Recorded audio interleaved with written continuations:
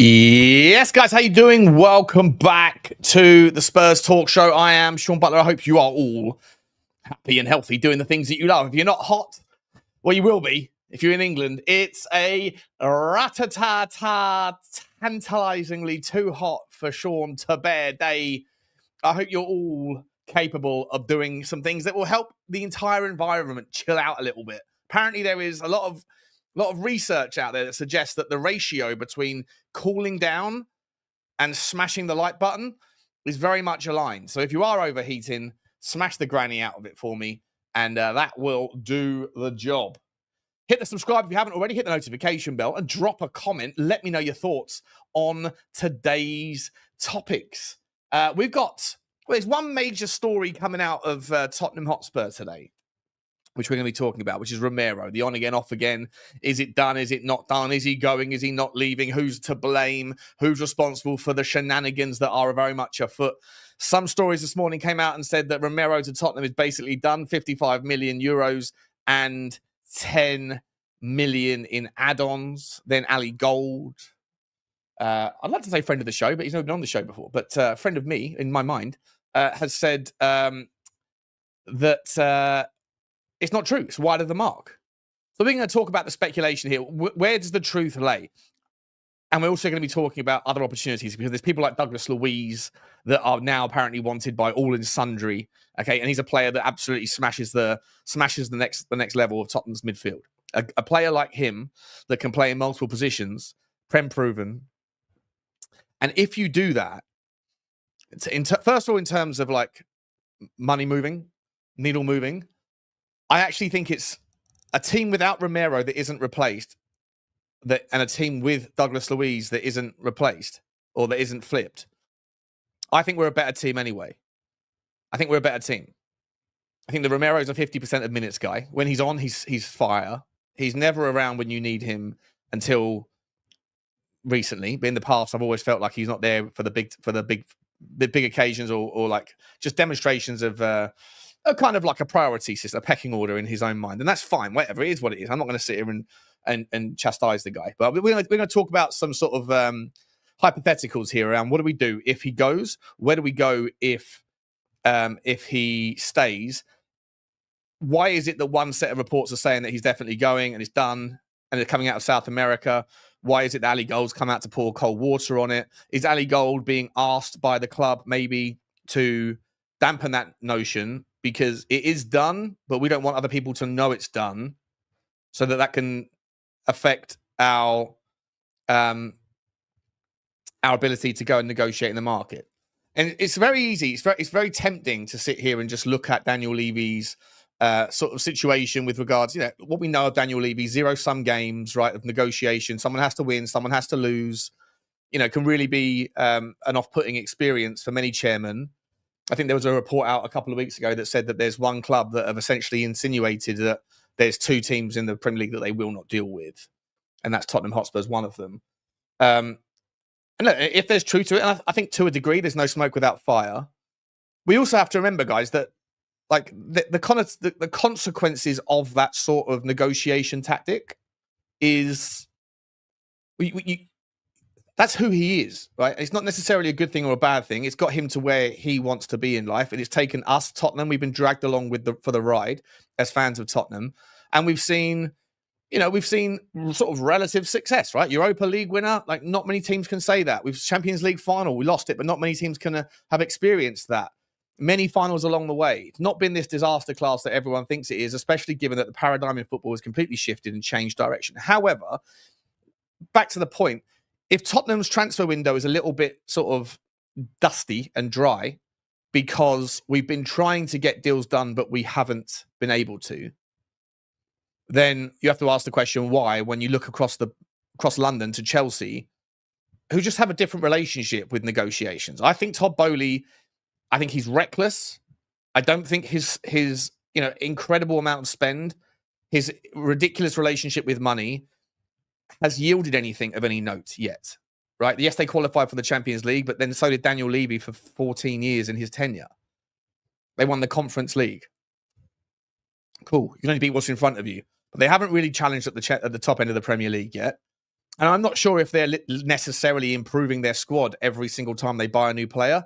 I think a lot of it is just replacing like for like. I think it's just, I'm getting bored. I want a constant transition, like a wealthy guy with a car who 1 minute has a Ferrari, the next minute has a Lamborghini, cool. Or even on a lesser scale. 1 minute has a BMW and he turns it in after 3 years and gets a Mercedes. Like it's not necessarily an improvement. It's just fresh faces. And that's fine. It's cool. It's exciting if you're a Chelsea player.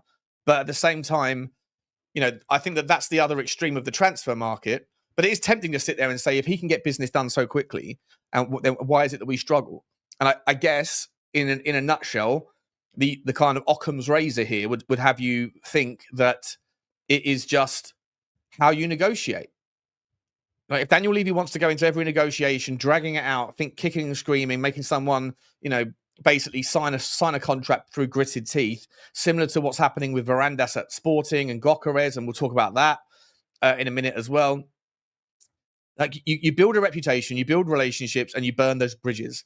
Someone like Todd Bowley just come, and I think Man City do the same thing. You see these stories come up like Man City are interested in this player, price tag won't be an issue, wages won't be an issue, bish bash bosh, it's done. There's very, very few Manchester City transfer negotiations that are protracted.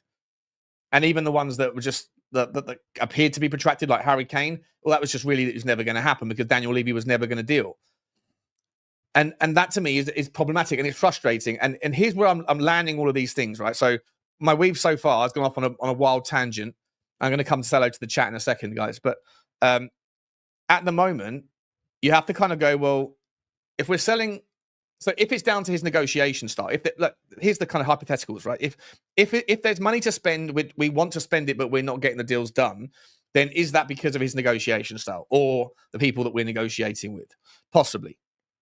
Maybe. Or is it that maybe we don't have the money and that Matt Law was to some degree right all along and that it is a sell to buy summer and that Romero needs to be sold in order to bring in the sort of players that we need? And if so, then first of all, I'll have to apologise to Matt Law for calling him nonsense, a speaker of nonsense. But more pertinently than that, and obviously the outcome of that is that you need that money to come in through the club, right? You need the financing to get done via Qatar or elsewhere. But here's where that kind of both of those stories can merge or converge. And that is that if you are someone that is negotiating with Daniel Levy on investments into the company, into the club, to be a part of the ownership structure, and he takes that same approach to negotiations as he seems to do with transfers and chairman of other clubs, is that the right way to go about it? And is that why Charrington has been brought in and why Donna Cullen's been asked or been sort of shoehorned out the way, even though she was scheduled to step down? Is that why the rumours that Vivian Lewis, I've got a really itchy nose. I don't know what, I think I've got hay fever. Vivian Lewis was, essentially getting frustrated according to reports. And that's why Charrington, like the Lewis family's right-hand guy in business, why he's been sent over. Is it because Daniel Levy just can't change his leopard spots? And that when he's negotiating with someone who's supposed to be coming in to help with the financing, he still sees negotiations as a zero-sum game?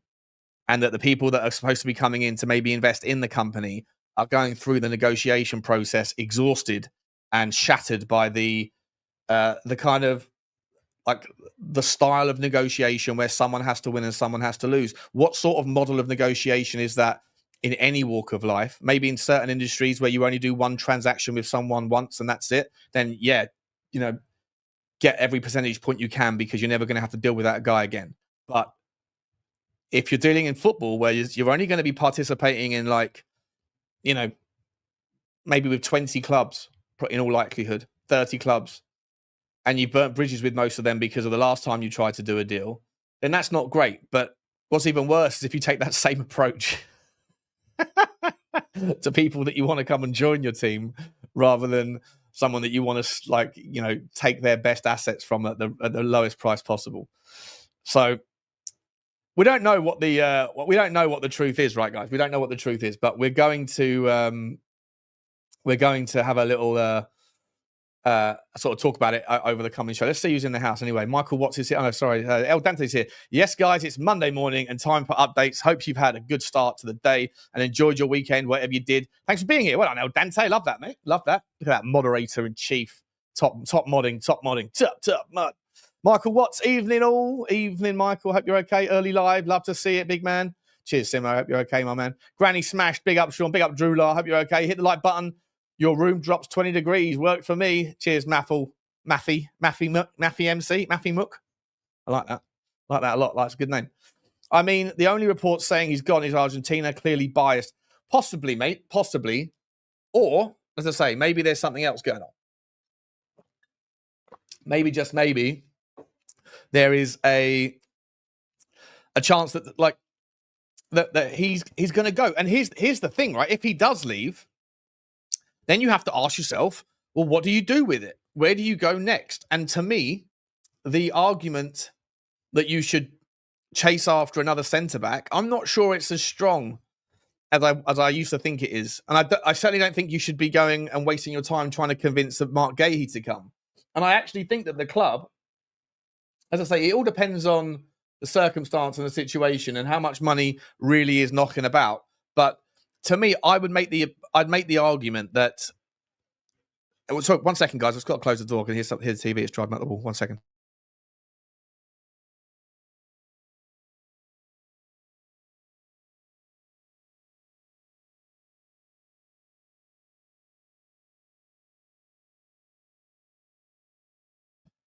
Sorry about that.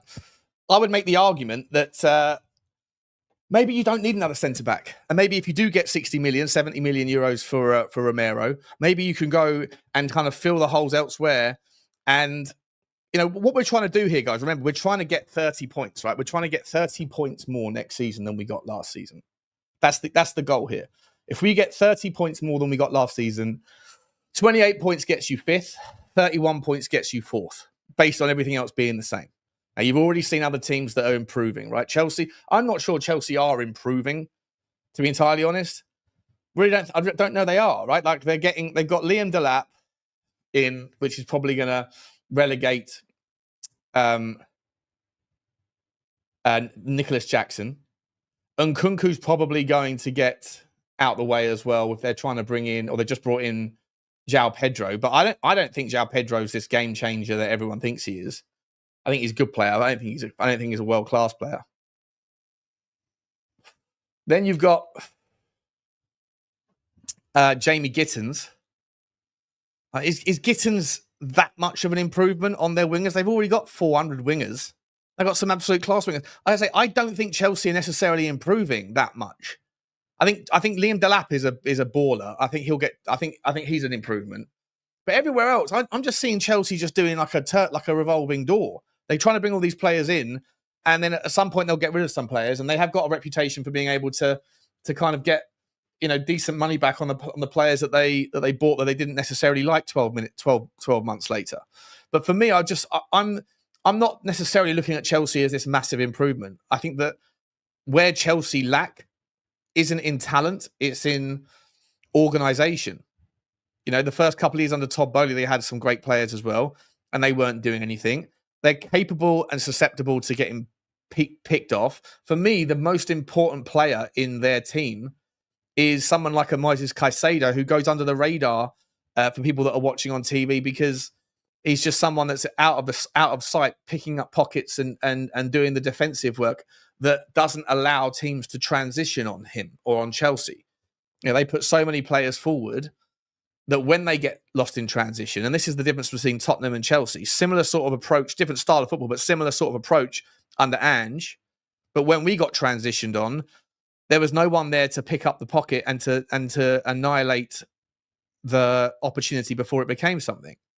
Like if you can sabotage people's transitions the second that they have it by having a six that knows how to be a six and that can just sit and just go under the radar, be a subtle player who just knows where to be to snuff out the risk. I've said this 1,000 times to you guys. A 6 and an 8 they're different breeds of footballers. They've been brought up thinking differently. An 8 is someone that has to spend 50% of their time thinking about the risk, and 50% of the time seeking out the opportunity. They have to connect the dots and get forward, drive, be late to the box. Lots of different responsibilities. The role of a 6 is just understand where the threat is and snuff it out like a sniper, and then get the ball and just progress it forward as quickly as you can. Players like Lavia and Caicedo do really, really well at that. Now, how much time is Lavia going to get in Chelsea's system next year? Not much. If Chelsea are a different Chelsea to how they used to be when Tottenham and Chelsea never did business, we were looking at Conor Gallagher all last summer that never materialised. But Conor Gallagher is he's a Chelsea boy. He would never have wanted to come to Tottenham. Lavia isn't. And Lavia is just like a sort of smaller version of, like a lesser well-known version of Caicedo. Similar types of players that do very similar roles. They don't want to be the hero. They don't want to be, they're not going to be in the press every 5 minutes being lauded for their performances, but they are going to be the guys that break up the play and smash the opportunities that the other teams have in transition before they become something. And Tottenham's absence of solving that over the last 3 years, I've been saying it for 3 years since I started this channel. When Conte came along, I said, why are we doing this, that, and the other? We need to get a 6. A 6. And Højbjerg was never the 6 because he was just not mobile enough for Premier League football, in my opinion. If he had half a yard more pace, the guy would have been a world-class player. World-class, no question about it. But he's just not quite mobile enough. I look at like Adem Zorgan as well. He's another player that I've come to really like recently. He's now moved from Charleroi to St. Gauloise, I think it's called. The Chelsea team, Chelsea-owned team, Union's USG, Union St. Gauloise, and but he isn't fast enough. He's not mobile. The more I've looked at him, he's amazing at everything, but he's just not quite fast enough. So he probably wouldn't fit the Premier League. But if Tottenham can get a 6 that is capable of sniffing out the opportunity, and then align that with some better forward talent, I would make the argument, guys, that we don't need to replace Romero.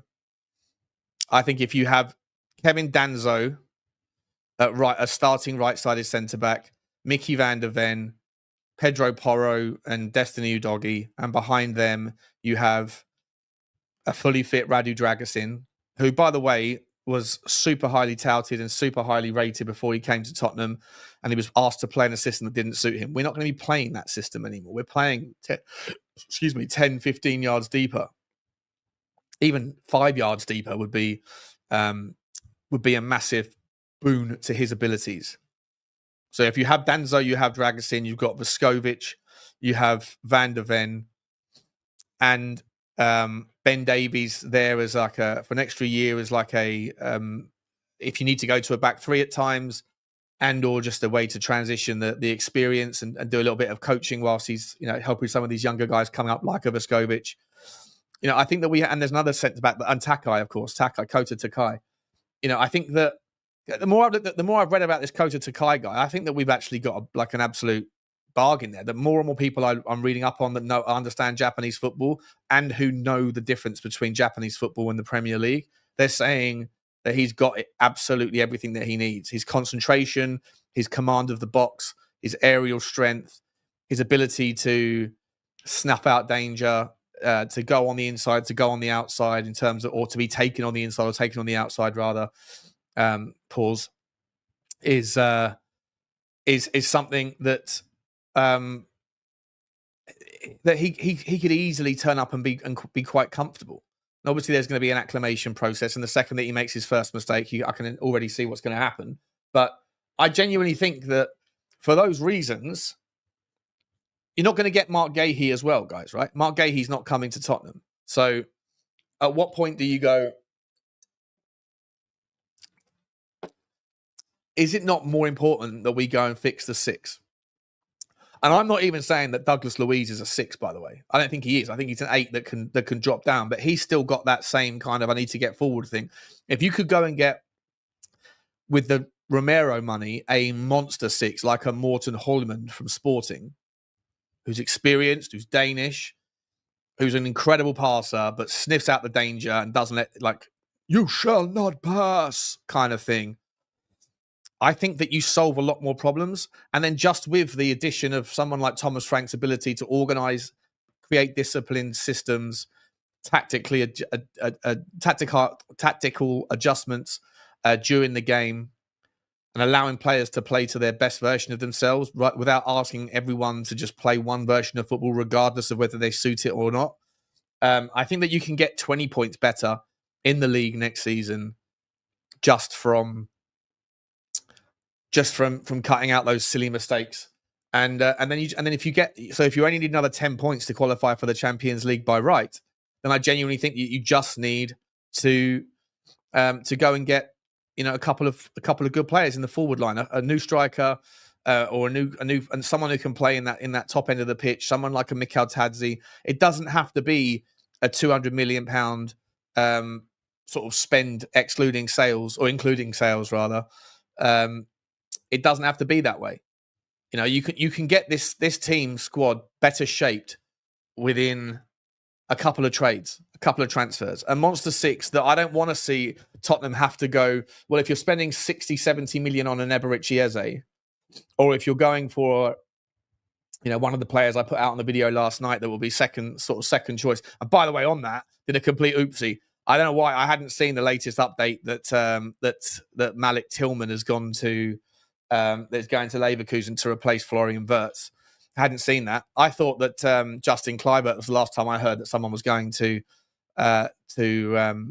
replace Florian Wirtz. So Malik Tillman's a baller, absolute baller. I love him. He's a monster of a guy. 6'3", I think he is. What's wrong with my nose today? Excuse me. Anyway, let's go. Let's check in with the chat. Let's see how the chat's doing. Morning all, says Patrick. Good to see you. Scorchio in Tottenham today. El Dante, 100%. Unpopular opinion, but Romero is our best current player. Not sure it's an unpopular opinion. I'm sure people would agree. But what I would say, Lee, is he's not around. He's not available very much. He clearly wants to go. He's had veiled digs at our club 3 different times in the last 6 months. The last of which he chose the timing of to be really disruptive on Thomas Frank's first day. Not a way to ingratiate yourself with a new manager. All of that is by design, which to me, I'm like, okay, get out of that. You can go. You can absolutely go, but not at a lower price point just because you think you want out. You can use mechanics and manipulate the situation to try to create a scenario where you get to go for pennies in the pound. When Atletico Madrid have apparently got 200 million euros that they want to spend before the end of the summer, they just don't want to spend it at Tottenham. Like, go F yourself, El Cholo. Who do you think you are? So he's probably our best player, one of them certainly. But in terms of is he entirely necessary? Is he someone that you have to, if you sell him, you have to go and replace? I don't think you necessarily do. I genuinely think that you could either go in one of 2 directions. You could go and get someone else that's like an up and coming, like a version of him before he became the legend that he is. And I know people say, well, he was Italian Serie A Defender of the Year, but he was still a young player. That was his breakout year. We paid 40 million quid for him. The guy at Atalanta literally just confirmed the option to buy the player and then sold him immediately on to us, right? So it wasn't like there wasn't other kind of shenanigans going on in that regard. But I think that there's defenders out there that Tottenham can go and get. You could go and get a Clement and an Evan and Dicker if you wanted to. A no-nonsense guy, plays off the left-hand side. Maybe you need a right-footed defender to replace him. Jared Brandtwaite's no longer available. He signed a new contract at Everton. As I say, Mark Gahey isn't coming to Tottenham. No chance. He's either going to stay to wind down his contract at Palace and leave for free and get 300 grand a week next year, or he's going to leave this year and go to Liverpool. It looks like he's going to go to Liverpool this year, according to all reports at the moment. So I'm just sitting there thinking, what's going on? Why are the reasons why? I've got some tweets I'm going to bring up in a second. I just want to catch up with the chat. But why is it that Tottenham are a little bit slow to the slow off the mark here? And Ali Gold has been saying that we are trying to get deals done, but they're just not happening yet. Is that, is the lack of noise also the fact that it's just the way that Johan Lang works? I was hoping that this summer would be all about Paratici's method and we have like 400 links a day for us to go through because it's good for content, but it's not been that way, has it? It's been really boring. And even the names that we have signed, like Kota Takai, was nothing done. And that's it's difficult to get too excited about that as a content creator. If Romero goes, then Spurs should go for Milenkovic, the centre-back from Nottingham Forest. Look, love him. And actually, he probably would fit a better. See, it's not just about high line versus low line or lower line. It's also about whether or not you're just going to do low block all the time. And I really hope Tottenham aren't going to be a low block team under Thomas Frank. I'd be surprised, very surprised if that was the case. And so Milenkovic is a guy that's just really good at doing that kind of back five. There's probably no one else. Him and Murillo. There's probably no other two centre backs in the league that you'd want better if you were hanging on to a 1-goal lead in like an FA Cup final or something, and you were parked in 10 minutes to go. Just you need someone to just clear the danger time after time. He'd be the guy you want. But is he good enough in a team that wants to play progressive football? I'm not sure. It's reading the direction. The way it going, the evolution of the Prem, Levy problem. I'm not sure what that means. The heat is on, Geek Jinx. The metaphor is apt. They are built on churning loans. Not sure what that means either, to be honest. Like everything in life, make it easy for the other side to accept. 100%. 100%. Like that's the excuse me 1 second. Sorry about that. Yeah, look, if you want to do business with the same people more and more times, you have to like find a way to like allow people to think that they've got something out of the situation as well. And I just feel like Daniel Levy is just not set up that way. It's not a problem. It's not even a criticism necessarily, but it does sort of buy into this notion that he's not got the right appetite to be a chairman.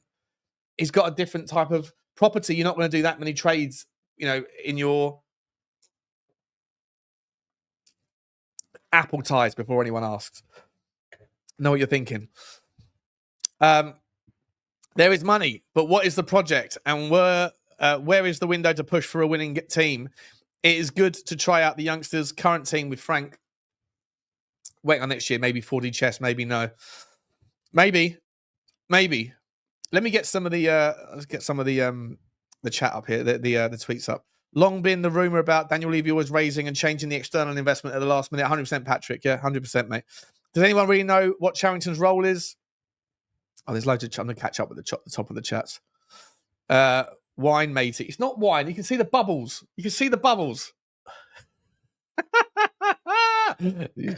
Cheeky. Is that a Cudas bomber? What's going on? Let's find out. Let's get up some Twitter. Let's get some tweets up together, shall we? Share screen. Share wine. What's that about Cudas? Tottenham wants a break. Here we go. Who's this coming from, though? This is coming from the Spurs Express, is it? Let's have a look-see. What doing here? Tottenham wants to break their unofficial transfer embargo with West Ham United and sign Mohamed Cudas. Cudas has been identified as a primary target by Spurs, who are optimistic they can clinch a deal for well below the £85 million release clause, which runs for the first... Oh, this is from Matt Law. Listen, I'm going to choose to believe Matt Law on a nice story. Cudas has been identified as a primary target by Spurs. Cudas are believed to be optimistic, which runs for the first 10 days of July. I mean, look, Mohamed Cudas for me, I'd absolutely love him. I think he's class. And everybody that's saying he's not good enough, it's not cheap bubbly. Cheap bubbly. You think I am once a night? I'll tell you what I'm going to do. I'm going to put this is my current glass of tap water. I'm going to pour that into there. And then now it's in a different receptacle. That's pomade. What are we doing? Spritzer has bubbles. Can't get a kidder. Yeah. All right, you got me. I'm drinking champagne at 11:30 on a Monday morning. Soon to be claimed to be vodka. Right, see, this one here is my next glass. Right, okay. I come prepared for a stream. I don't want to leave you on hold whilst I elevator music whilst that was the clown music, wasn't it? Whilst I'm going to got to get a refill. Anyway, let's get back to the football before you guys drag me into Alcoholics Anonymous. Cudas has been identified as a primary target by Spurs. Yeah, we've done that one. So, interesting. Well,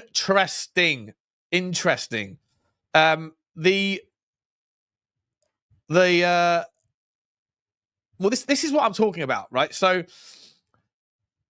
would you be happy? Let me ask you, it's time for a poll, isn't it? Should we put a poll out? Let's put a poll out. I haven't put a poll out for a while. How do I put a poll out?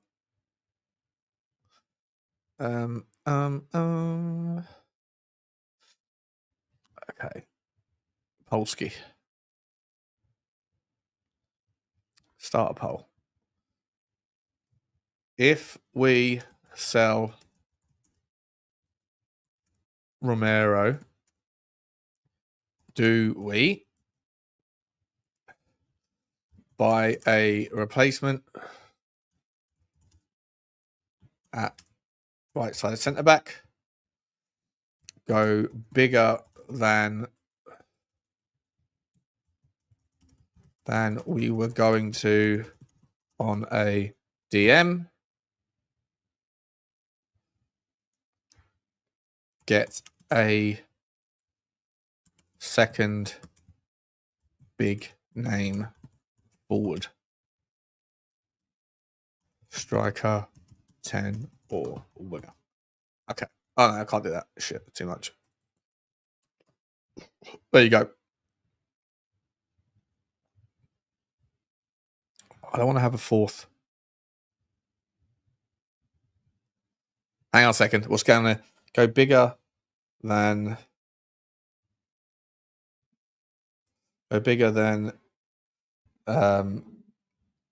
before on a DM. Okay. Get rid of that. Start the poll. Poll is started.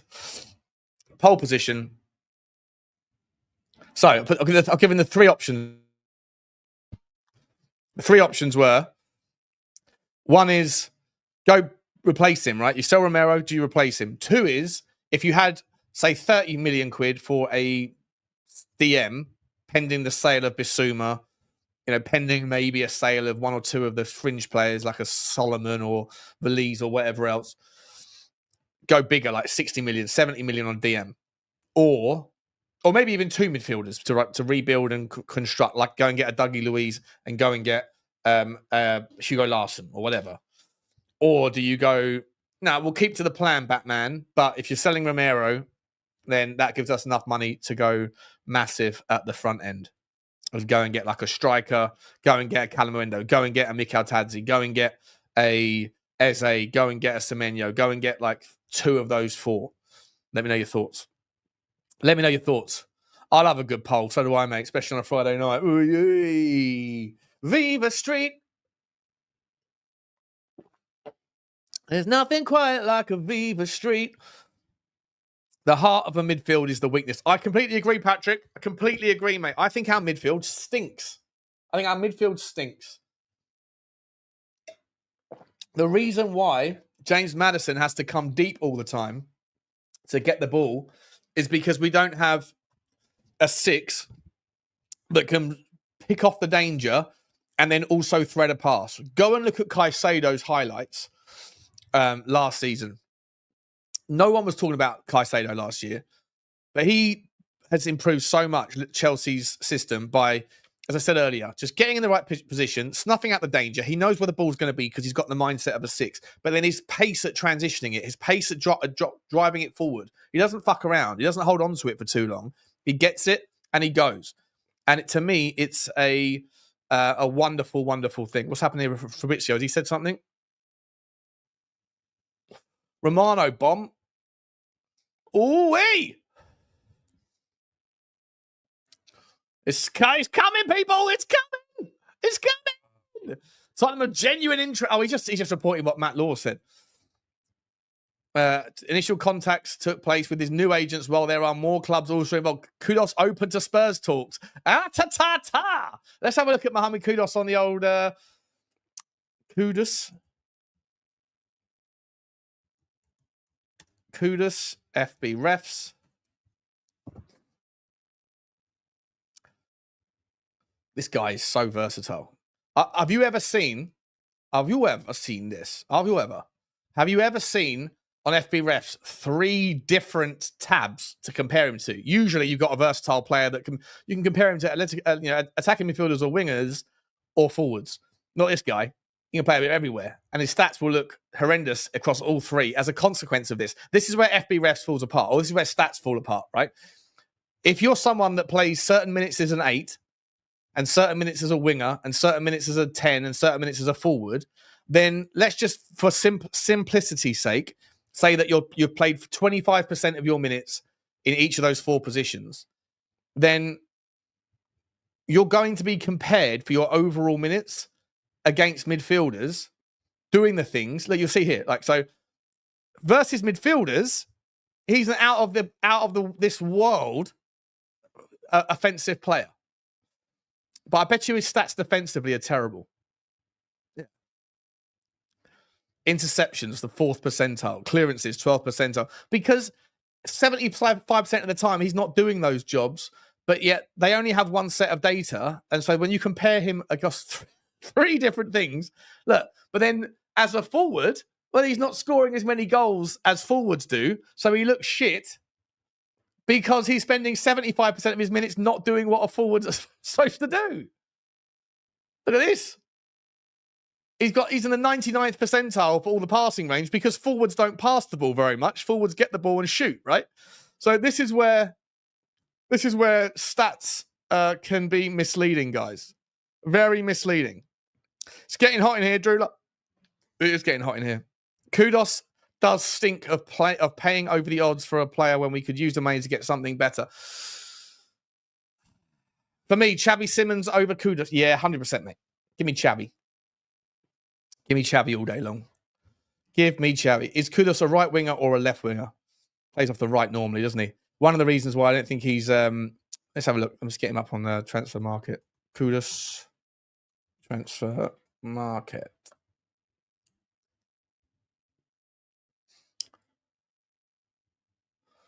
Get it back up so you can see what I'm looking at. Ratatata. So he played mainly on the right-hand side. Yeah, there you go. Detailed performance data. By the way, guys, at 12:30, so in 45 minutes' time, we're going straight over to Football Inc. for a live stream with Johnny to talk about all of... Gee whiz, look at this. That's the ultimate everything guy. This is where he's played. This is just this season, by the way. Just this season. Because they changed. Obviously, they lost... is it Locatelli? No, not Locatelli. What was the initial manager's name? And then he left, the Italian guy. And then they brought in Graham Potter, who was tinkering with his system for the last 6 months as well. Look at that. He's played 9 games as a left winger. He's played 8 games as a centre forward. He's played 5 games as a 10. 4 games as a right winger. 2 games as a left midfielder. Gee whiz. That's insane. That's like my alcohol consumption over the last week. 9 bottles of Thatchers, 8 bottles of Stella, 5 bottles of champagne, 4 bottles of gin, 2 bottles of vodka, 2 bottles of Scrumpy, and a bottle of Magnum. His numbers aren't bad, though, are they? Look, 87 games, 39, so like just under 1 in 5 GA per game in Ajax. For 80 games, he's at 32. So what's that? 32 in 80 is about 0.4 GA per 90. Norge, I didn't know Norge Yelland. 57 games, 17. He's not prolific with his output, is he? He's not prolific. Not too injury prone. Plays most of the games, most weeks. He's definitely an improvement, isn't he? But then where does he play? Like, I genuinely thought he was more of a right winger, to be entirely honest. But this season, I think that's part of the reason why he's been unhappy. Wouldn't you be unhappy if you're being asked to do all this? Like, you know, it'd be a dream. If you're like Ange Postecoglou and you like versatile players, then he's a dream one. But sometimes if you're always being asked to do something different, you can't get your own sort of, your kind of rhythm, your cadence in your own ability, because you're being asked to do different things in different positions all the time. So good question, Billy. Is he a right winger or a left winger? Stats says, I'm not sure. I never thought of him as a left winger, to be entirely honest. I always thought of him as a right winger. But Lopetegui, that's it, Sean Michael. Appreciate you, mate. Appreciate you. Grumpy Jacks, no. I don't know why I said that. I was just running out of options in my story, to be honest. Even Romero is talking about Matt Law's Cudas story. Romano, yeah. Yeah, listen, that's interesting, isn't it? We'd get a little bit excited about Mohamed Cudas. For all of you fans out there that were talking about Jack Grealish, do you remember, we should have signed Jack Grealish? Well, it's interesting how now that you can sign Jack Grealish, most people don't want Jack Grealish anymore, even though, of course, it is 6 years later, or 5 years later. But those of you last season, I'm talking about people like Sava. Now, I think Sava, to be fair to Sava, he has said that he'd be okay with Mohamed Cudas. So I'm not gonna go after him. But there's a lot of people that listen to Sava that were saying, Sava was always saying, well, we wasted 45 million quid on Brennan Johnson, top scorer Brennan Johnson, backdoor Johnson, pay respect on his name, when we could have got Mohamed Cudas. And Sava's always right when Sava says, he doesn't expect Tottenham to be going out and signing players that are, at the very sort of top end. We can't compete with the Florian Wirtzes and all that sort of stuff. And he's right about that. But I agree with him, but he's saying but that doesn't mean that we can't improve on what we have by going after players that are better than what we bought, that other teams that are not as good as we are managed to get. Know your place in the pecking order, but just fix your talent ID, essentially, is Sava's take. And I 100% agree with him on it. And he's saying, last year, he was saying Mohamed Cudas was an example of 40 million, 40 million for him, 50 million for Johnson. Well, this year, not so many people are agreeing with that take because they're suddenly thinking, well, Mohamed Cudas was shit last year. Everybody at West Ham was shit last year. They went through two managers. Both managers were changing everything up every 5 minutes, trying to figure out a way to get things going. If you keep messing with the system, then no one can get any continuity. So, Mohamed Cudas, for me, is a very exciting player. When used correctly. How old is he, by the way? Let's have a look. He's only 24 years old. Only 24. And the good thing is he plays for Ghana, right? So it's a bad thing in that they play African nations every 2 years, I believe. Is it every 2 years? Someone correct me. But they didn't qualify this year, or for January. So if we do sign him, we get at least until 2027 or 2028 before he disappears. Super chat from Brass and Bowler. Oh, two super chats from Brass. I'm sorry, mate. I didn't see the first one. Do apologise. You didn't say anything on the first one, but thank you very much for the super chat. Very nice of you. I love the name as well. Brass and Bowler. What is that? Is that some sort of business? Looks like a barbershop. Barbershop. Are you nearby? You near me? You down in Surrey? I'll come swing by for a trim. My hair's getting a little bit, oh God. Put the hat back on. Put the hat back on. You'll scare all the kids away. In my opinion, we are too slow in translation and our forwards.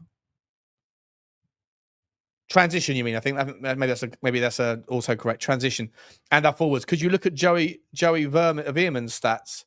Opinion on him, a cheaper option to Wharton. Joey Veerman or Arta Vermeeren? Who are you talking about? Joey Veerman. Let's have a look.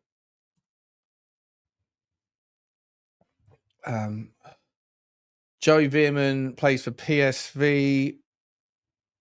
Let's get his stats up. Okay, have a look. I've never looked through this guy's before. Thank you very much for the super chat, Brassy. I want to call you Bowler, I think, instead, because Brass is. You want someone try? Oh, look at that! Look at that! That's a tartar. Love it when you see green bars. Oh my God! Jesus Christ! Fucking hell! I mean, he takes a lot of long. He has a crack. 16 long passes a game. 5 of them he gives away. So he's got a terrible completion ratio. But Lord loves a trier. A lot of this is down to his try. So even his medium passes, he tries 30 passes a game. Tries 34 medium length passes a game. Completes 30 of them, which isn't bad. An 86% completion, which really isn't that bad. It looks bad, but it's really not that bad. Because I think that if you were to get that up to 88%, you'd immediately jump up. Is the screen that's on the page? It is, yeah. If you were to do that, right? So if he gets an extra 2, like so he misses on 5, basically. If he misses on 3, then he goes up to probably like 80% there. Fucking hell. 69 passes a game completed from 85. Does give it away quite a bit, though.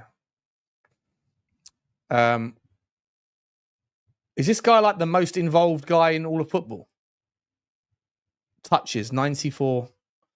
So he's an 8, is he? I'm sure he's not a 6, right? Or is he a 6? If he's a 6, that's a concern. I don't know why I'm not familiar with this guy too much. Maybe I've always heard his name and thought about Arthur Vermeeren, the guy who used to be in Holland and then went to... where did Arthur Vermeeren go? Hang on. Did he go? Did Arthur Vermeeren end up at Bright? Where did he end up? Leipzig, wasn't it? Yeah, Leipzig. Let me have a look at this guy. Veerman. Sorry, I need to show you what I'm looking at, don't I? Joey Veerman. Yeah, so he's an 8. It's cheap. He's 26.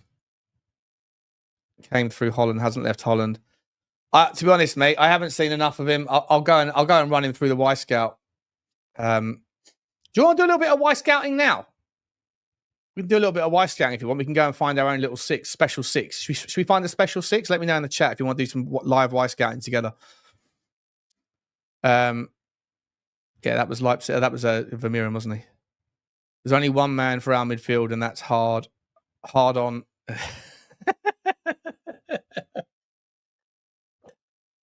only one man for our midfield. It's hard on just right. He's gone to Milan, isn't he? Well, he's looking like he's going to Milan. But Milan are looking like they've bought Samuel Ricci, who was my favorite DM in Italian football last year. Classy, cultured player, that guy, Samuel Ricci. He's going to be awesome. Get Levy on here first, Sean, then let's go and find the 6, yeah. I think what I'll do, guys, because the news reel is really shit. If there's stories out there, I'll be doing my uploads. I tried to do an upload yesterday, and by the way, like I say, I apologise for my sloppiness in not realising that it would have taken me 2 seconds to have looked. But I hadn't seen that noise that Malik Tillman and Dan Ndoye, who's another player that I really like, are both going to... I mean, look, it stands... If I'm honest, it validates my opinion, I guess, that they're going to bigger clubs than they were currently at. But... yeah, I'm a little bit disappointed. As soon as I put that up, the first comment was, Sean, the first 2 names in your 6 are already found new homes. Sloppy bollocks from me. But there was nothing to talk about yesterday. There was absolutely nothing to talk about with you guys. And I don't want to I don't want to go a day without putting out some content because my businesses and other worlds of my life are a little bit on their knees for the time being. You know, this is my way of keeping myself busy. So, scrambling around trying to find some things to do for content, and then I put something out, and it turns out 2 of them were already done. So apologies about that. Don't like being sloppy bollocks. Love that. Yeah. Do you want to do some Y Scout? No, thank you, Sean. Don't want to do some Y Scout. Stu's gone. Yeah, that's funny. Sean, thoughts on Marino Hinestroza? What the fuck is that?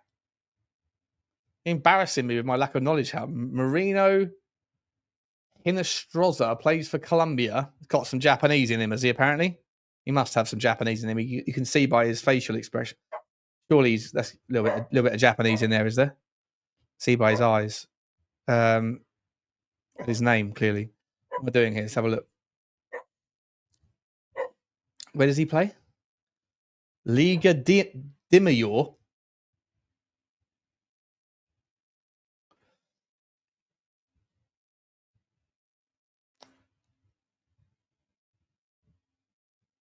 Why would I have heard of this guy? He played. I felt bad for a minute. I was like, what are we doing here? So he's got 14 games, 24 games, 5 goals and 5 assists. He's worth 5 million euros. Never heard of him, mate. I've never heard of him. And FB refs won't have I doubt, very much doubt, FB refs will have a profile on him.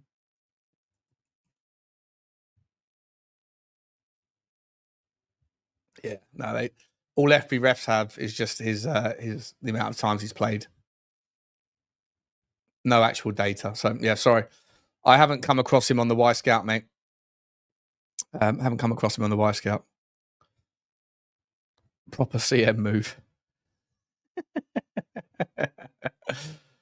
Sean Soppy Bollocks, says Mark Trail, 100%. I don't think so, Sean. Thin ice. What? What's thin ice? What are you talking about? What are we talking about? Colombian winger, absolute dancer and cuts. What's thin ice? No idea what you're talking about, mate. No idea. Anyway, let's go back to the chat. So to the thing. So with regards Romero, right? I feel like Romero needs to I think he needs to fuck off. Do we agree that let's have a look at the chat. What did everyone say here? What did everyone say in the poll? If we sell Romero, do we buy a replacement at right sided centre back? 31% want a new replacement. Go bigger than before on the DM. Oh wait, is this comment thin ice? You don't think so about the fact that I was saying that the guy might be Japanese, have some Japanese in him? Is that what it is? And you don't think so, but I'm on thin ice for what? For saying that someone might have some Japanese heritage because his name is Minestrosa and because his eyes are a little bit Asian-esque. Jesus. If that's what you're saying, harmless potato, mate, if that's what you're saying, then I don't know what we're doing here. Can't say anything anymore. And I don't give a fuck, by the way. So, yeah, thin ice, I'll fall through it because I'm a fat ant. Yeah, I'm not a fan of being sold on thin ice. You know, I'm a big guy. I fall through thin ice. But yeah, I'm not a fan. Sean, I am Asian. I have taken no offense to it. If you had taken offense to it, I don't know what we're doing here in this world. I just said, is it now an insult to say that someone might look like they have some heritage from a certain part of the world? And if so, then you can fuck, not you personally, caveman. Anyone who takes offense, fuck off out of this chat. I'm not someone who gives a fuck about any of those things. So like, you can say what you want. I couldn't give a fuck. Couldn't give a fuck. Just like the other day when I was on with Lubo. And Lubo's a Jewish guy, right? And he loves Manor Solomon, right? And I know that Johnny loves Manor Solomon. I think Johnny's Jewish as well, Jewish background. Like, just saying someone's Jewish is not in any way a problem, by the way. Like, I'm English, I'm Christian, I'm Catholic, whatever, right? But I said I think that there's like a little bit of a correlation between people that happen to have Jewish heritage and they want to see Manor Solomon doing better, or they have a sort of a bit of a love affair with it. Similar to how Australians love. Australians don't love all Australian people. If you're in Australia and there's an Australian coach of an Australian team and they do shit, then they get rightly sort of chastised, rightly criticised. There's a thing in Australia called tall poppy syndrome, which goes out of their way to take down people that get a little bit big for their boots when they're on the up, and then they want to get them humble, and then they build them back up again. Look at what happened with, I think it was Leighton Hewitt, the tennis player, was one. Brett Lee, I think, was another. Shane Warne was another initially. Yada, yada, yada. But with Ange Postecoglou, because he is a fairly rare, so it's his involvement in our sport in this country is a fairly rare thing, then therefore Australians have a higher propensity relative, I believe, to the normal distribution of random people. They want to see his guy do better. And I can absolutely see for a fact the fact that when Ange Postecoglou was the manager of Tottenham Hotspur, Australian views on my channel were the second highest demographic. UK was like 65%. or 60% or something. Australia was like 18%, America 12, whatever. As soon as Ange Postecoglou leaves, Australia is now like thick alongside South Africa. So like there is a distribution correlation between people who are from Australia having a vested interest in Tottenham and also a love affair with Ange because he's their guy. And I think the same thing is true with Manor Solomon and Jewish people. And it's not because they all love themselves. It's because it's a rarity to see a Jewish guy playing in the Premier League. Like you can name probably 3 or 4 of them on the back of your hand, right? Benayoun was one. There's a few of them, but not a lot. Anyway, I get called anti-Semitic for saying that. I'm like, what are you doing? What are you doing? What, like, if it's not going to affect me if you think that. So shut the fuck up. What are we doing? 100%. You can't say anything anymore, Ronald. You can't say anything anymore. Not on this channel. You can say what you want as long as it doesn't get you demonetized. You know, I'll be respectful, but there's no hate. There's never any venom in anything I say. I'm just going to say it as I see it. And I don't really give a fuck about any of these people saying, you're on thin ice, be careful. So if that's what you were talking about, just a harmless potato, then respectfully, mate, I love you to pieces. You're a long time subscriber, but I'm not in any way influenced or worried about the fragile opinions of sensitive people. Ronnie Rosenthal, exactly. Ronnie Rocket. I loved Ronnie Rocket. Best thing I ever saw. I remember I'm sure people of my age, I'm 41. So if you're about my age or maybe older, maybe a couple of years younger, I think I was probably like 6 or 7. I remember tuning into an FA Cup game in my house when I was probably like 9 years old, I think. So it must have been, just from figuring out the years, it must have been probably 1992, something like that. We beat Southampton. I think it was like 5-1 in the cup, but it was 1-1 for the longest time. And it was a Sunday, and I was watching it on like a shitty old brick TV, tiny little like 15-inch monitor in the kitchen in my old house, my house where I grew up. And Ronnie Rocket buries a hat trick, and Bruce Grobbelaar, like some of those things are just indelible marks on your memory. Like this. I remember where I was on 9/11. Right, I'll never forget that. I remember where I was when, New Year's Eve, Christmas 2000 or whatever, on the 2000. There's certain things you'll never forget. I'll never forget Ronnie Rocket's hat trick in that game. I'll never forget the look on Bruce Grobbelaar's face. I'll never forget the fact that the next day Bruce Grobbelaar was indicted, or whatever the phrase, like prosecuted for match fixing and corruption. And I remember thinking at the time, oh, it wasn't Ronnie Rocket's hat trick that was just unbelievably, unsavable. It was the fact that he was letting them in. But then went back and watched the highlights again, there's no one was saving those bullets. No one was getting away with those bullets. Ronnie Rocket was a legend for me on that day. Let me know if you guys remember. Is it 6th round, was it, James? 6th round, yeah. But Nicky Barmby scored 200. Oh, 6-2. There you go. I remember I don't remember the details of the actual game. I remember where I was. I remember the moment. Love the fact you're all coming in to correct me on this one. Good morning. Your opinion regarding our oversensitive culture is bang on. Yeah. On this chat, like, we don't give a fuck. I don't care. On this channel, we don't care. As long as you're respectful, as long as there's no like malice intended, then I don't care what people say. If you're coming across like you want to say something that's just like hateful, then obviously there's a problem there. But yeah, so I'm not going to give a shit about any of that bollocks. If I think that people have a distribution of support for their countryman, there's nothing wrong with it, by the way, then I'm going to say it. But apparently, if you even mention certain words, then you're anti this or anti that these days, and it's madness. This stream has Father Ted vibes. Not sure what that means. Comedy or sensitive or old school 90s before the world turned into a nightmare. Can we talk football? Yeah, we're talking football. We have been talking football. We're talking about Ronnie Rosenthal. What are you talking about? That goal in that game was the goals in that. Yeah, they were, weren't they, mate? They were absolutely sensational. I might even get the highlight reel up. I'm sure it won't get me a copyright strike because it was more than 25 years ago. Let me see if I can find it.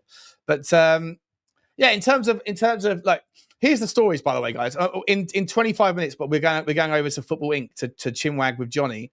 But there's obviously over there we talk about all things football, so I don't want to kind of like sort of butcher that stream by going through some of it now. But you always have to be looking at what is going on elsewhere in the world of football and wondering how it affects Tottenham indirectly. So Mark Gahey remains high on the Liverpool list as new centre-backs, not the only option, but contacts continue. So Liverpool are looking for a new centre-back. On that basis, you're not going to be able to replace Romero with a Romero-like replacement. What would be fascinating is to see if Liverpool wanted to come in and pay for Romero. If they don't, if they're looking for someone that's of that ilk and they don't come in for Romero, then what does that tell you about the general take on Romero? Right? If Gahey doesn't go to Liverpool because he wants to wind down his clock and get the free transfer, then maybe Liverpool will say, do you know what? We'll do the same thing with Ibrahim Konate. He'll stay. He'll walk away for free, but we'll get Gahey in for free next year. It's a like for like, yada, yada, yada. Everyone's a happy boy. If they don't do that, if they go in a different direction and they don't come and knock on Tottenham's door, does that tell you everything that you need to know? That Romero thinks that he's a top tier player, like of the very highest ilk? But where are the likes of PSG? Where are the Liverpools? Where are the... Arsenal wouldn't come in for him anyway, nor would they need him. But where's Real Madrid? Real Madrid are about to lose a defender. Where is Bayern Munich? Bayern Munich have just signed Jonathan Tah. But was Jonathan Tah just to replace Eric Dyer? Like, isn't Romero's on thin ice? 100%.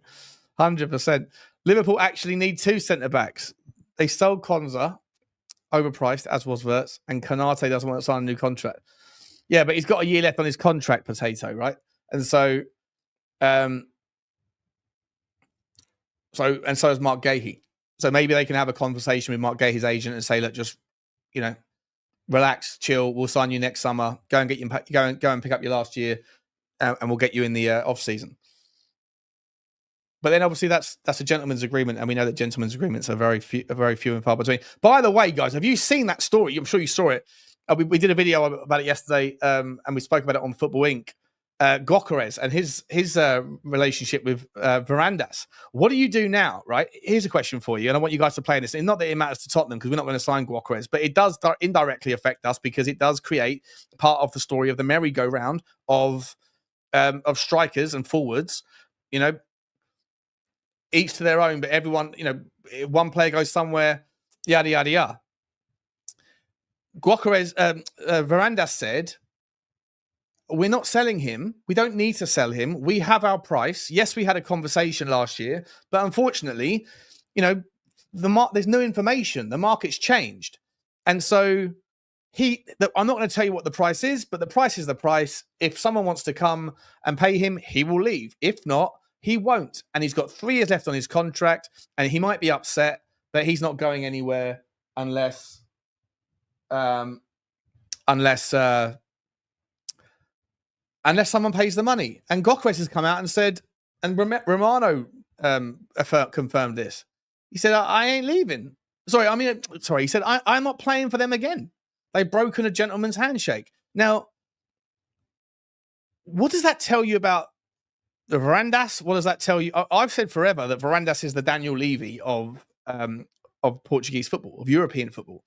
He's known for being a complete bozo as well, or like a difficult man to negotiate with, that will say things and then will move the goalposts and do whatever's got to do in the short term, and fuck the consequences. We'll deal with the future when the future comes, and when the future becomes the now, the here and now, then you are you're going to have to just work with it. If Gyökeres doesn't get his money, and by the way, we've been sitting there talking about this with Johnny on Football Inc. saying the market's not clear to me. It's not. I don't think it's clear whether it's a buying market or a selling market. I haven't thought it's clear. Liverpool are working in their own little world where they seem to be able to get good money for the players that they're selling and pay massive money for the players that they're buying. But apart from that, everything else seems to be a little bit sort of suffocated. Like Ray and Cherky, 25 million quid, whatever it was, 30 million quid, top player going for that. It creates like a two-tier kind of market. And buying clubs and selling clubs are rightly sitting there going, well, I don't really know whether to price my player at this or that, because the market hasn't really kicked on yet. Yesterday, João Pedro signed, here we go, for 50 million to 55 million euros, I think it was, to Chelsea. If João Pedro's 55 million pound, let me know your thoughts here, because I don't think he's that great. I think he's good, but I don't think he's that great. And if he's 55 million pound and Gyökeres is getting his panties in a twist and, throwing the baby out with the bathwater because he's angry, and listen, people get upset, he can apologize or walk it back or whatever. But if he's genuinely said, I'm never playing for you again, then what is the relationship here between reality and fiction with regards to values? If João Pedro is worth 55, 60 million euros, 50 million quid, surely Gyökeres is worth 80. Doesn't that validate Varandas' point? And if Chelsea were looking at, players, strikers, why did they pay 55 million pound for João Pedro when they could have gone and paid 75 million quid and just blown everybody else out of the water for Gyökeres, who is a goal machine? Where is the question mark on Gyökeres? I don't get it. He's done it at every level. You can't do it until you've done it at the Premier League level, but everywhere else he's been, he's done it. So, is the argument he hasn't done it in the Premier League, therefore he's not worth it? But wasn't that the same argument that was made about everybody before they got to the Premier League? You can't hold the fact that he hasn't played in the Premier League against him. You can use it as an unknown, but an unknown is not the same as a negative. It's just an unknown, right? But an unknown, if you're going to say that João Pedro is worth 55, but I didn't want to pay 70 for Gyökeres, then to me, I think it's fucking madness. Is this a new Cudas update, or is this just the... Look at Darwin Núñez, though, mate. Darwin Núñez came through Portugal. I remember that. Who's that donut? Rory Jennings, or whatever his name is. Is it Rory Jennings? The Chelsea guy? He's on TalkSport. Jennings? Is it Jennings? And he was saying Jennings is he was saying that Darwin Núñez is a better player than Gyökeres. Based on what? Based on what? Darwin Núñez is a complete donkey. Darwin Núñez is closer to Richalison than he is to Gyökeres.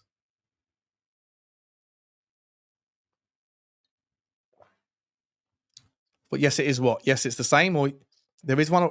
Yes, it's the same one, is it? Okay.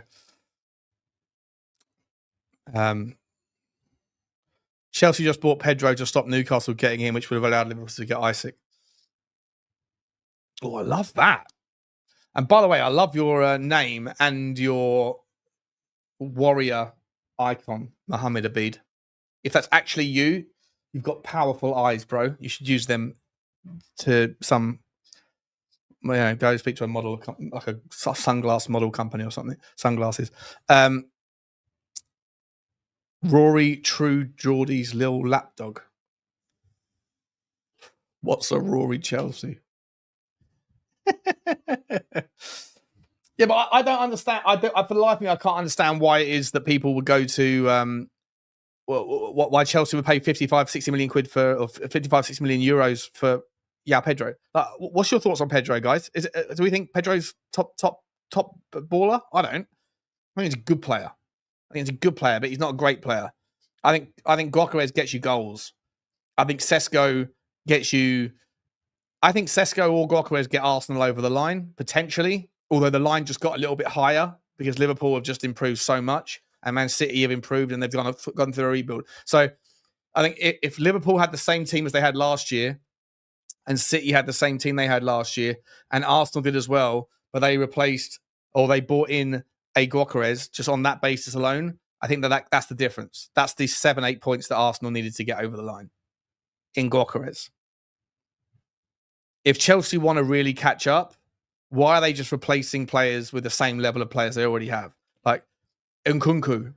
Right? Is Nkunku the best version of Nkunku versus the best version of João Pedro? There's not that much difference. There's not that much difference. Is there that much difference between Noni Madueke and like Jamie Gittins? And by the way, if the argument that was used to not sign Gyökeres is that he hasn't got Premier League experience, then why are they going and getting Jamie Gittins? Same argument, right? Same argument. Pedro is a fit Richalison. Yeah. That Rory has poor knowledge on the game. Remember the Haaland comments. Yeah. But yeah. But you know what it is, right? People either go, this guy's fun, this guy's entertaining, he's articulate, and he knows the game. And therefore, when he says these stupid things, he's only saying these stupid things because he's trying to get clicks. Like, is he? Or is he just a donut that happens to actually be able to string a sentence together quite cleverly?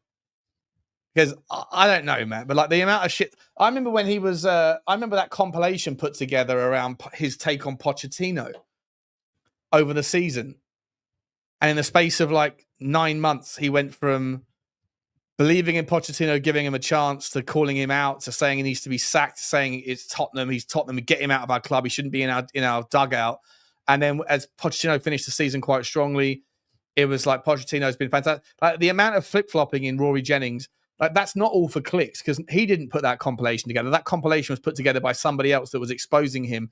He was saying all of those things genuinely at the time. So to me, he's just a donut without a strong opinion. And when he says things, he's not saying them to get clicks. He's saying them because he genuinely probably believes them, but he doesn't know football as much as he thinks he does. You know, that's what I think anyway. He's no idea what he's talking about. Yeah, I can't listen to TalkSport either. TalkSport's agenda central. Does TalkSport have an agenda?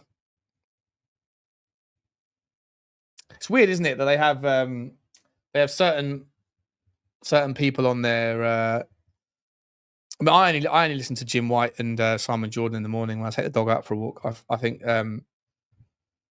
that's the best show for sure. For sure. I think there might be a story coming out here, guys. I'm just looking at this on news now. Give me 2 seconds. Remember, in a few minutes, guys, we're going over to Football Inc. to carry on the conversation. Is there a story here? It's Dusan Vlahovic to Tottenham apparently is emerging as a new narrative. What's your thoughts on? We were talking about this earlier, guys. Right? What's your thoughts on? Why isn't there such shitty transfer news? In January we had to go through this. Last summer we had to go through this. With Johan Lang, it's very much everything's close to his chest, right? He's not really interested in letting people know what's going on. Whereas Paratici's different kettle of fish. Paratici's ban is up next week, isn't it? Is it when? Can someone let me know in the comments when's Paratici's ban up? I think it's July the 7th? Let me know. Paratici's ban and coming. Well, we don't know if he's coming back. From tomorrow, things will start moving again. Sergio. I hope so, mate. July the 1st, yeah? What's that then? 30 days, September, April, June, and so tomorrow. Can't wait for tomorrow. Tomorrow, I love you. Tomorrow, you're always a day away. Yeah. So I want to see us get into that Italian league and go and get a couple of bargains out there, because when you look at, let's look at this Juventus squad for a second, right? Juventus squad transfer market. Show me transfer market. Correct. Well done. Share this tab. Bring it up. Show the people. Now we're talking. Okay. Let's have a look. See.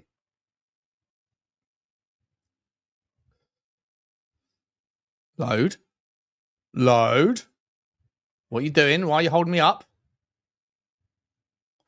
There we go. Now, is this a player? Quick ones and zeros game, guys. Ones and zeros, but put in the name of the player because I'm going to be moving through this one fast, right? I'm going to be moving through this one fast.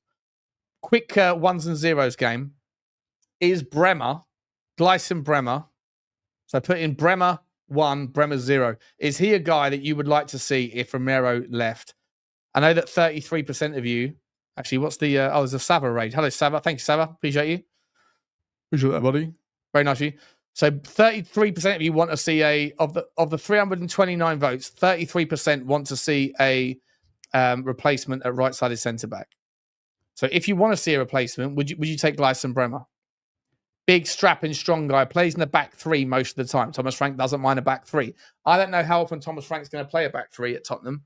I think he's someone that plays a back three when he's up against a better team. So he's kind of like one of those. Is that like a demonstration of where you are in the pecking order? If we end up playing a back three against Chelsea, is that some way of him saying Chelsea are better than us?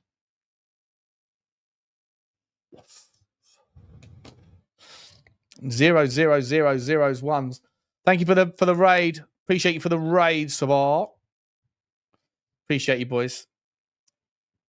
We're only going for another 10 minutes as well, by the way, and then we're gonna wander you over. All of you are going to go over to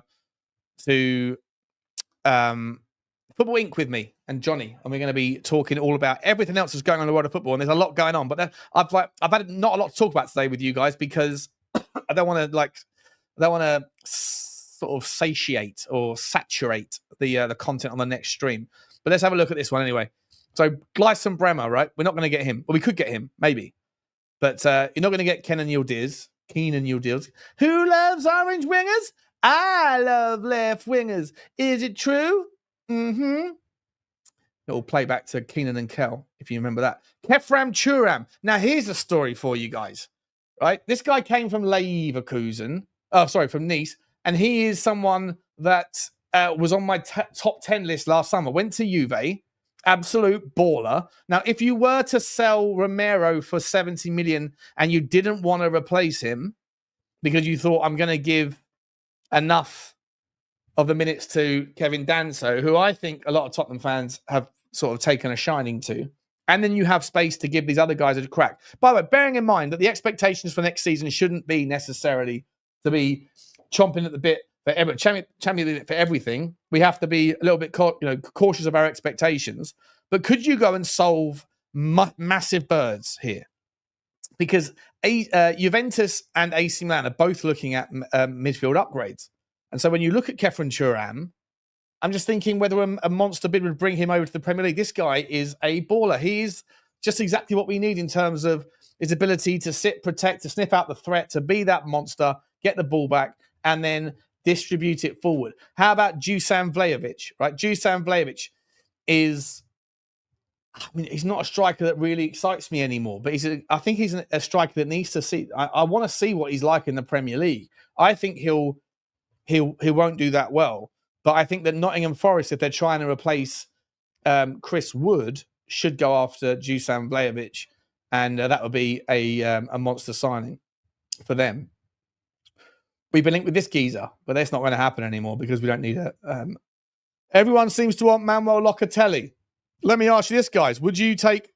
I love the way you're doing this. Thank you, guys. Thank you. Vlahovic 1. So this is what I like to see. Well done, Andrew. You're playing the game. Give me the name of who you're talking about. Ones and zeros. Yildiz is never coming to Tottenham.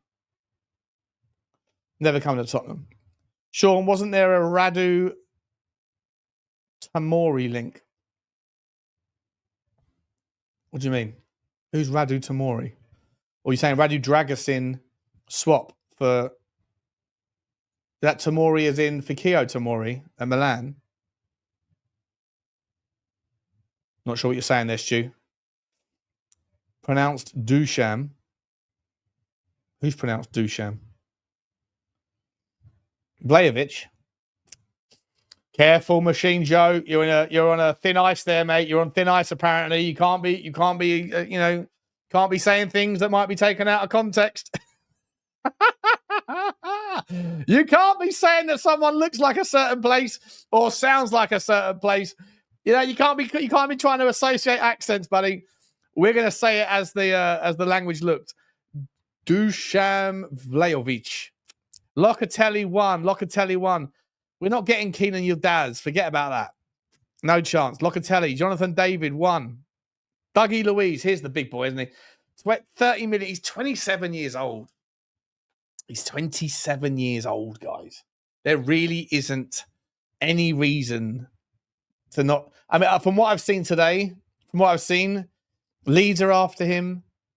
Sunderland want him. Manchester United want him. Villa want him. Newcastle want him. Crystal Palace want him.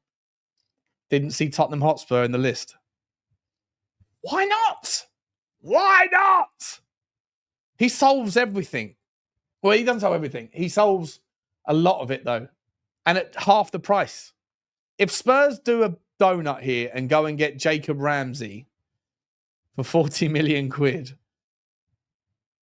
and then in so doing, get Villa out of a jam, allow them to spin that, because it's 100% pure profit for them, spin that into a 110 million pound of spending capacity because of FFP, and then go and get Douglas Luiz for half the price of what they just got for twice the player for half the price. It's like DH gate, isn't it? You know, the value transition is like buying a football shirt from Tottenham Hotspur or going to DH gate. Same quality for a tenth of the price. Juventus right now are no better than Spurs. They aren't winning anything. It's true. It's true. Swap deal. Yeah, Tamori's at Villa to AC Milan, isn't he? Locketed. Yeah, 1-1-1. Locatelli would be awesome. Imagine Locatelli behind Eze and Maddison. Oh, Tony, it'd be amazing, wouldn't it? Yeah, amazing. I still like Inacio from Sporting. Yeah, same. A lot of people are sort of turning their nose up to him now. Ronnie Rosenthal won. Cancel me, caveman. No, we're not cancelling you, mate. We're not cancelling you, bro. Paratici looks Italian. Can't say that, mate. You can't assume. You can't assume it. From now on, I'm going to come into the show going, Wagwan, my people. Don't you assume where I'm from. You get me? And then if anyone says, mate, what are you doing? I'm going to say, you get out of my team. Get out of my stream, bro. Anyway, swap deal for Gallagher and Romero. No, why do we want Gallagher, by the way, Benham? Why do we want Gallagher? I didn't rate Gallagher at Chelsea. I don't know why we wanted him. I think everyone wanted him because what's his name wanted him? Ange Postecoglou.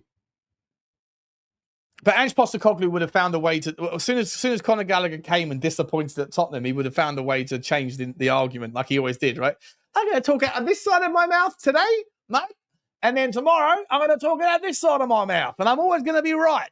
Because, you know, I'm going to hold on to the things that I said that were actually accurate. And I'm never going to mention the things that I said before that never actually materialized. Because that's not what we do here.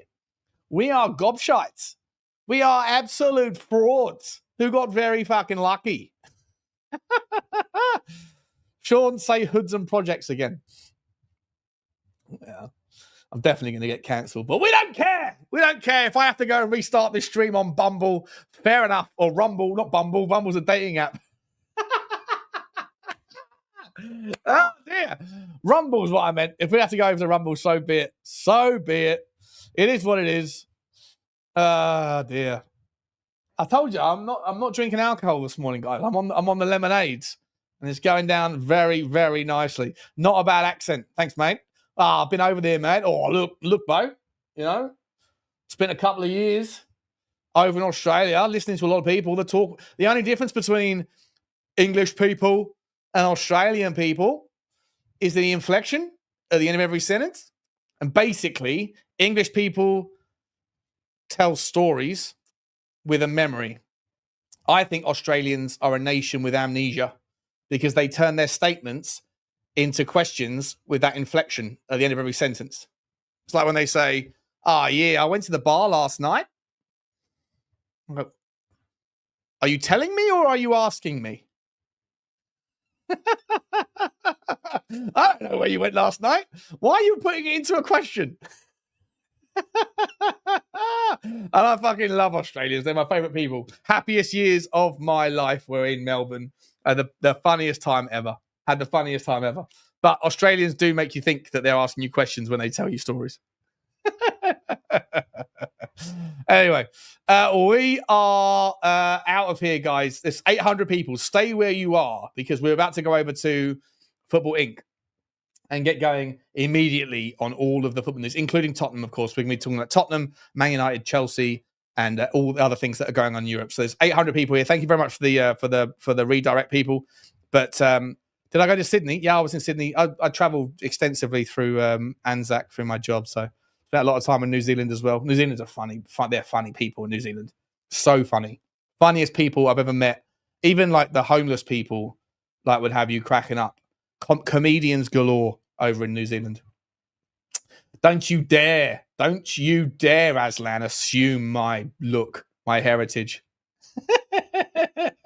Anyway, guys, there's 800 people here. Stay where you are. We're going to go straight over to Football Inc. You'll get redirected over, and we're going to get going. And I'll see you over there in 2 seconds. Thank you for the attention this morning. Appreciate the super chat, Saba. See you on Football Inc. in literally 20 seconds, guys. Bye-bye.